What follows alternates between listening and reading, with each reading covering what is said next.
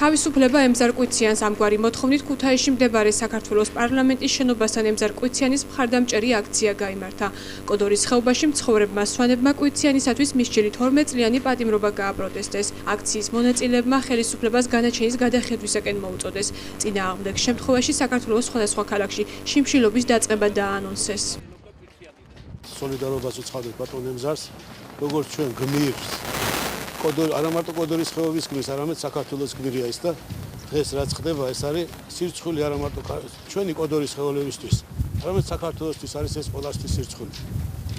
უბრალოდ იმ ხელაზე ვართ დღეს დამცირებული, რომ რა ვიცი რა, წრებლები მოგდის ხალხს, ისე ვართ გამწარებული დღევანდელი დღით. ჩვენ ვითხოვთ სამართლიანობის აღდგენას, იმედი გქონდა რომ სამართლიანობა იზეიმებდა, მაგრამ სამწუხაროდ ეს ასე არ მოხდა. თუ აქციების შედეგს არ გამოიღებს როგორც თბილისში, ისევე ქუთაისში და სხვა საქართველოს ქალაქებში ხალხი დაჯდება საშიმშილოდ, მეომრები განსაკუთრებულად